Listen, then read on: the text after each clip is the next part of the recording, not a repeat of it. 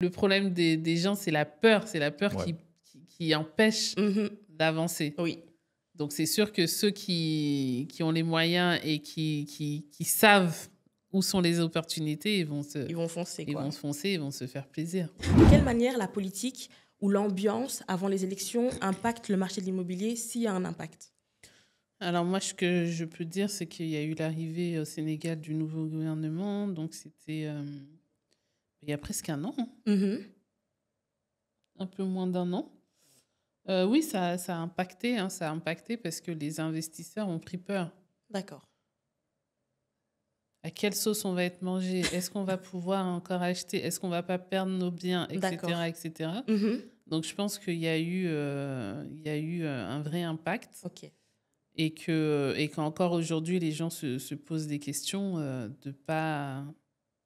Est-ce qu'ils vont pas perdre leurs biens, quoi? D'accord. C'est en train de se tasser, Mhm. mais l'autre impact que je vois, c'est au niveau des entrepreneurs que je croise dans mon cercle. Et tout le monde dit que ouais, c'est compliqué en ce moment. D'accord. Ouais, dans d'autres secteurs que de l'immobilier, Mhm. quand je parle avec les autres entrepreneurs, tout le monde dit que c'est un peu compliqué. Ouais. Donc c'est Le marché, l'économie a ralenti. d'accord. Mm. Du coup, est-ce que tu dirais que ça peut être une opportunité pour les gens, puisque éventuellement les prix baissent de l'immobilier? Est-ce que voilà, il faudrait peut-être se positionner maintenant et profiter de ça ou pas?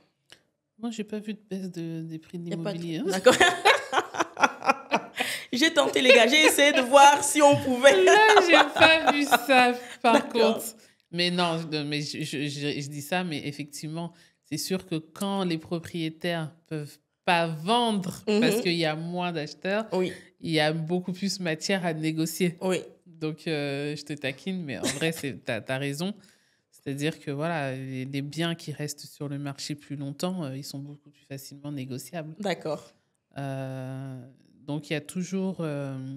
Et de toute façon, il y a toujours matière à faire des affaires pendant les périodes de crise. D'accord. Ça, c'est universel, on le sait. En effet. Pour ceux qui en ont la possibilité, il y a toujours matière à faire des affaires. Et ce sont les plus aguerris qui comprennent ça. Oui. Parce que le problème des gens, c'est la peur. C'est la peur Ouais. qui empêche Mhm. d'avancer. Oui.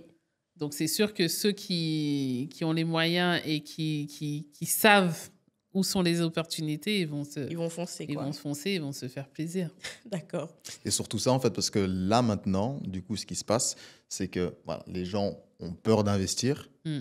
parce que, vu justement Le contexte. le contexte, le changement, etc., Ouais. il y a un certain risque. Mais si maintenant la personne décide tout de même, voilà, les prix n'ont pas forcément baissé, mais la personne décide tout de même, justement, d'investir, et j'imagine que ça se passe surtout dans la région de Dakar, parce que j'en avais également entendu parler, justement, le fait que pas mal de personnes ont peur, justement, d'investir dans cette région en particulier. C'est également que, voilà, une fois que le business va reprendre, Ça va être bon. ça va être bon. Ça va être très bon. En fait, il y a eu des peurs d'investir parce que le nouveau gouvernement, quand il est arrivé, il a fait des audits sur des zones du foncier qui étaient très sensibles. Et nous, on était concernés au niveau de Pointe-Sarène. Ok. Pendant plusieurs mois, ils ont suspendu toutes les démarches administratives. Donc nous, déjà, du jour au lendemain, ça a été compliqué pour nous.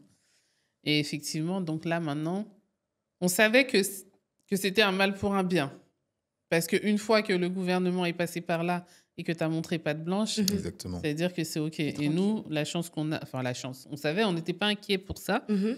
On n'a pas eu de problème sur nos lotissements parce que tout était clean. D'accord. Ce dont on avait peur, c'est que la suspension s'éternise. D'accord. Parce que déjà, à la base, c'était censé durer 2 mois. Mhm. Finalement, ça a duré peut-être 6-7 mois. Ok. Mais moi, j'avais peur que ce soit beaucoup plus long. Ok. Mais heureusement, ça va. Là, on a pu reprendre nos démarches et tout ça. Et là, bah, ça, c'est même un argument de vente aujourd'hui, de dire, bah, regardez, il n'y a pas de problème. Mais c'est vrai qu'il y a d'autres zones, je pense que c'est pas partout qu'il y a eu la levée. Et que du coup, bah oui, ça fait peur aux gens parce Oui. qu'il y a des gens qui vont peut-être perdre les D'accord. investissements qu'ils ont réalisés dans ces zones-là. D'accord. C'est ça qui fait peur. Et c'est pourquoi exactement? Qu'est-ce qui s'est passé? Pourquoi l'État se dit, voilà, dans certaines régions, je vais repasser, vérifier? Pourquoi? Bah, ils vérifient qu'il n'y a pas eu des choses louches qui ont été faites par les anciens D'accord. qui ont quitté le gouvernement. Ils Mhm. veulent vérifier que tout est en règle, en fait. D'accord. Ok. Donc, du coup, tout le monde est concerné. C'est-à-dire que même nous qui n'étions pas dans Oui. le truc, on se retrouve avec Dans la des sauce. audits. Exactement. Ouais, et ça, c'est... Ouais, je pense que c'est compliqué pour certains investisseurs. Parce que c'est lourd, hein. C'est lourd comme investissement. Donc, Oui. quand tout s'arrête du jour au lendemain, Compliqué de rattraper ouais, derrière, c'est quoi. compliqué.